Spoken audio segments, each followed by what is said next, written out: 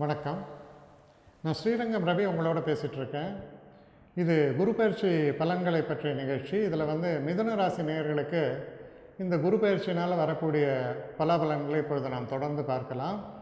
இந்த துன்முகி வருடத்தில் குருவானவர் இந்த ஆங்கில தேதிப்படி பார்த்தோன்னா வாக்கிய பஞ்சாங்கப்படி ஆகஸ்ட் மாதம் 2ஆம் தேதி, திருக்கணிதம் படி ஆகஸ்ட் மாதம் 14ஆம் தேதி பயிற்சி நடக்கிறது.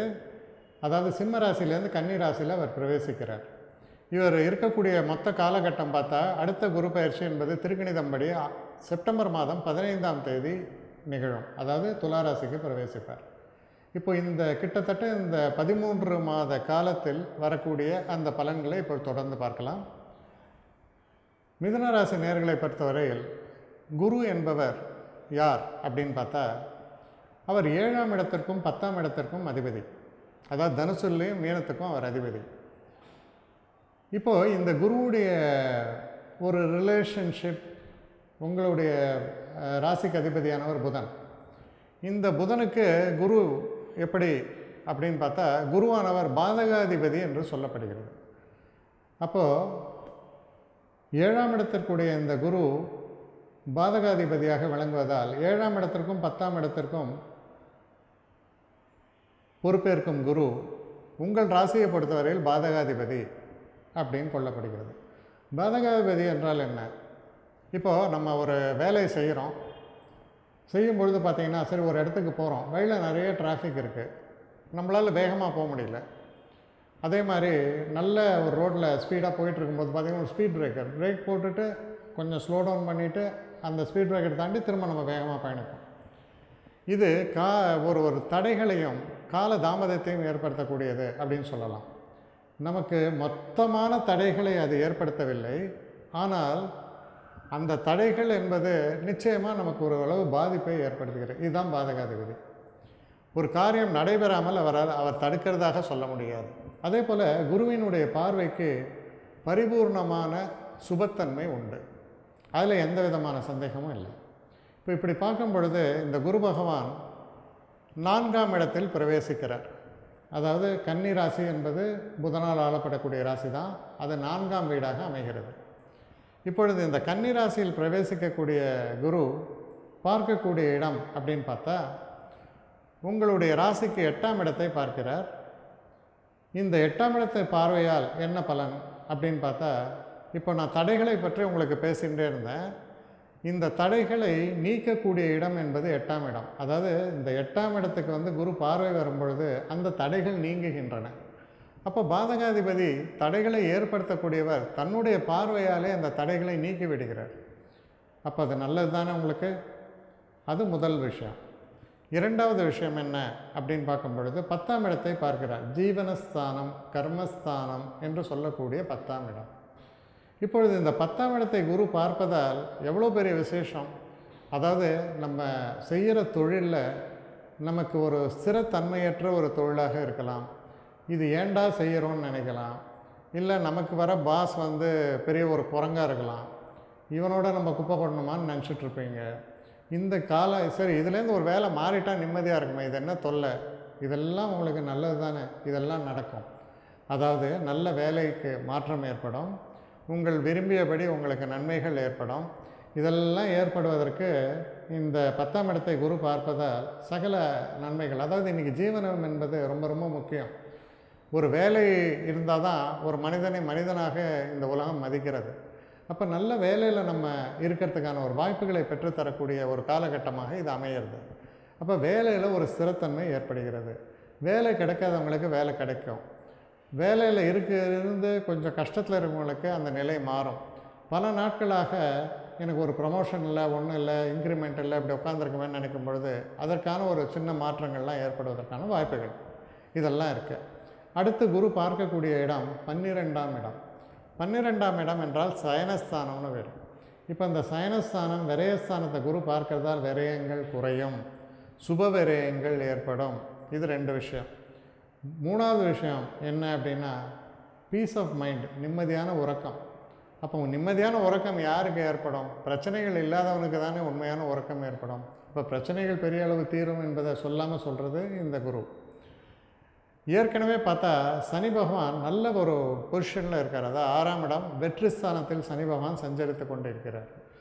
அப்போது இந்த 3ஆம் இடத்துல இருக்கக்கூடிய குரு ரொம்ப ரொம்ப ஒரு வீக்காக இருக்கக்கூடிய ஒரு பொசிஷன் சொல்லலாம். அது 4க்கு மாறுறதுனால இது ரொம்ப ஒரு பலனை பெரிய அளவுக்கு அதிகப்படுத்தி தரக்கூடிய ஒரு விஷயம்னு சொல்லலாம். இருந்தாலும் 4 என்பது குருவுக்கு ஸ்தான பலம் அல்ல, 5 என்பதில் தான் குரு பரிபூர்ணத்துவமாக நல்ல பலனை தரக்கூடிய ஒரு வகையில் இருக்கார். இருந்தாலும் 4 என்பது 3ஐ விட பெட்டர், அவ்வளோதான். இப்போது இந்த குரு பயிற்சியில் இந்த எந்தெந்த காலகட்டங்களில் எப்படி இருக்குங்கிறத நம்ம பார்க்கலாம். ஆகஸ்ட் மாதம் 14ஆம் தேதி தொடங்கி அக்டோபர் மாதம் 14ஆம் தேதி முதல் 2 மாதங்கள் இந்த காலகட்டத்தில் பார்த்திங்கன்னா சிறு சிறு பிரயாணங்கள் ஏற்படலாம், சில நல்ல செய்திகள் உங்களுக்கு வந்து சேரலாம், உங்கள் மனசில் இருக்கக்கூடிய ஒரு பயங்கள் எல்லாம், ஒரு சந்தேகங்கள் எல்லாம் அகலக்கூடிய ஒரு காலகட்டம்னு சொல்லலாம். அதனால் ஒரு மனசில் நிம்மதி ஏற்படும். தொடர்ந்து அக்டோபர் மாதம் 14ஆம் தேதி தொடங்கி ஜனவரி மாதம் ஆரம்பத்துக்கு வரைக்கும் நடக்கக்கூடிய ஒரு காலகட்டம். இது ரொம்பவும் சிறப்பானது. அதாவது எப்படின்னா, குடும்பத்தில் ஒரு அமைதி நிலவும், உங்களுடைய பேச்சில் ஒரு நல்ல திறமை ஏற்படும், நீங்கள் செய்யக்கூடிய காரியங்கள்லாம் ரொம்ப சிறப்பாக அமையும், தனவரவு என்பது அதிகரிக்கும், பணப்புழக்கம் என்பது அதிகரிக்கும், உங்களுக்கு ஏதாவது நிலுவையில் இருக்கக்கூடிய சில பிரச்சனைகள்லாம் தீரக்கூடிய ஒரு காலகட்டமாக இது அமையும்.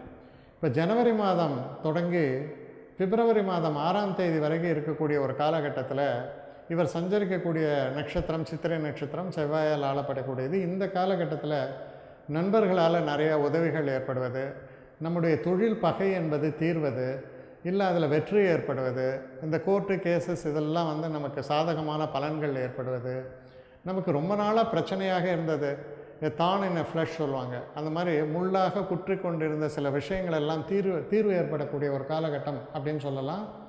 இந்த ஜனவரி மாதம் காலகட்டத்தில் அதெல்லாம் ஏற்படும். இந்த பிப்ரவரி மாதம் 6ஆம் தேதி தொடங்கி ஜூன் மாதம் 9ஆம் தேதி வரைக்கும் நடக்கக்கூடிய காலகட்டம் என்பது குரு வக்கரத்தில் இருக்கக்கூடிய ஒரு காலகட்டம். இந்த வக்கரத்தில் குரு சஞ்சாரம் செய்யும் பொழுது உங்களை பொறுத்த வரைக்கும் தொழிலில் நல்ல ஒரு மேன்மை ஏற்படும், தொழிலில் வெற்றி வாய்ப்புகள் சிறப்பாக ஏற்படும். சில நேரங்களில் எனக்கு இன்னும் அந்த தொழில் தொடங்குவதற்கான வாய்ப்புகள் ஏற்படலைன்னு நினைக்கும் பொழுது அந்த வாய்ப்புகள் ஏற்படுவதற்கான ஒரு காலகட்டம், தடைகள் நீங்கக்கூடிய ஒரு காலகட்டம். அதோடு இல்லாமல் சில பேருக்கு சுப விரயங்கள், அதாவது திருமணம் போன்றது நிச்சயிக்கப்படும். சில நேரங்களில் நீங்கள் திருமண வயசில் இருந்தால் உங்களுக்கோ இல்லை உங்களுடைய குழந்தைகளுக்கோ திருமண வாய்ப்புகள் என்பது நிச்சயிக்கப்படும். அப்படி திருமண வாய்ப்புகள் நிச்சயிக்கப்படும் பொழுது அதற்கான சில செலவுகள், அது சுப செலவுகள், மனசுக்கு இனிய செலவுகள்னு சொல்லலாம். அதே மாதிரி படிக்கக்கூடிய மாணவர்கள் வந்து இப்போ வெளிநாட்டுக்கு போயிட்டு இந்த உயர்கல்விக்காக வெளிநாடு போகணுன்னு ஆசைப்படுவாங்க. அப்போ அதுக்கான ஒரு பேங்க் லோன்ஸ் தேவை, அது தேவை, அசிஸ்டன்ஸ்லாம் நிறைய தேவை. இது எல்லாமே நல்லபடியாக உங்களுக்கு கிடைக்கக்கூடிய ஒரு காலகட்டமாக அது அமையும். அப்போது படிப்பில் இருக்கக்கூடிய மாணவர்களுக்கு அந்த உயர்கல்விக்காக வெளிநாடு போகக்கூடிய ஒரு வாய்ப்புகளும், அதனால் மன சந்தோஷங்களும், ஒரு ஒரு ஒரு வருங்காலத்திற்கு ஒரு வித்திடக்கூடிய ஒரு சமாச்சாரம்னு சொல்லலாம். இதெல்லாம் நிகழக்கூடிய ஒரு அற்புதமான ஒரு காலகட்டமாக கிட்டத்தட்ட இந்த பிப்ரவரி மாதம் முதல் ஜூன் மாதம் வரை உங்களுக்கு வந்து ரொம்ப நல்ல ஒரு காலகட்டமாக அமையும். இந்த ஜூன் 9ஆம் தேதி தொடங்கி செப்டம்பர் மாதம் 15ஆம் தேதி வரை குரு நேர்கதியில் செல்கிறார். இந்த நேர்கதியில் செல்லும் பொழுது பார்த்திங்கன்னா படிப்படியான முன்னேற்றங்கள், அதாவது ரிவர்ஸே கிடையாது, எல்லாமே ஃபார்வர்ட் மோஷன் தான். அப்போது உங்கள் லைஃப்பில் வந்து பார்த்திங்கன்னா முக்கியமான ஒரு விஷயங்கள், உங்களுக்கு வந்து நல்ல செய்திகள் கிடைக்கின்றன, நண்பர்களுடைய ஆதரவுகள் கிடைக்கின்றன, உங்களுடைய பணப்புழக்கம் என்பது அதிகப்படுகிறது, வீட்டில் இருந்த சண்டை சச்சரவுகள்லாம் நீங்கள் அமைதி ஏற்படுகிறது, உங்களுடைய பேச்சில் ஒரு நிதானம் ஏற்படுகிறது. நீங்கள் வந்து ஒரு குறிப்பாக இந்த சொல்லுவாங்க இந்த செமினார்ஸ் அதெல்லாம் பேசுகிறதுன்னு, அதெல்லாம் ரொம்ப சிறப்பாக நீங்கள் செயல்படுவீங்க. அதனால் உங்கள் புகழ் உயரும். இந்த மனிதருடைய அறிவு எந்த அளவுக்கு விருத்தியாக இருக்குது, என்ன ஒரு கீன் சென்ஸ், ஏன்னா புதனுடைய ஆதிக்கத்தில் இருக்கக்கூடிய உங்களுக்கு வந்து நுட்பமான அறிவு உண்டு. இந்த நுட்பமான அறிவு வெளிப்படக்கூடிய ஒரு காலகட்டமாக அது அமையும். அதனால் மன திருப்தி ஏற்படும், சந்தோஷங்கள் ஏற்படும். ஏன்னா அடுத்து வரக்கூடிய குரு பயிற்சி என்பது உங்களுக்கு ரொம்ப சாதகமான இடத்தில் செல்வதால் அதை நோக்கி நீங்கள் பயணிக்கிறீர்கள்னு அர்த்தம். அப்போது எல்லாமே ஒரு வெற்றியாகவும் சிறப்பாகவும் நல்ல முன்னேற்றத்தை தரக்கூடிய வகையிலும் அமையக்கூடிய காலகட்டம். புதுசாக வீடு ஏதாவது மாறணும்னு நினச்சிங்கன்னா கிட்டத்தட்ட ஆகஸ்ட் மாதத்துக்கு அப்புறம் அதெல்லாம் நிகழும். அதே மாதிரி சில லேண்ட் அண்ட் ப்ராப்பர்ட்டிஸ் வாங்கணும், இல்லை ஒரு ஒரு ஒரு ஃப்ளாட் புக் பண்ணணும், இதெல்லாம் உங்களுக்கு நல்லதாக நடக்கக்கூடிய காலகட்டம் என்னென்னா இந்த ஆகஸ்ட் 15லேருந்து செப்டம்பர் 15 2017ஆம் வருடம். இதெல்லாம் உங்களுக்கு ரொம்ப சாதகமாக நிகழக்கூடியது. வாழ்க்கையில் சில முக்கிய திருப்பங்களை தரக்கூடிய காலகட்டமாகவும் இதை கொள்ளலாம்.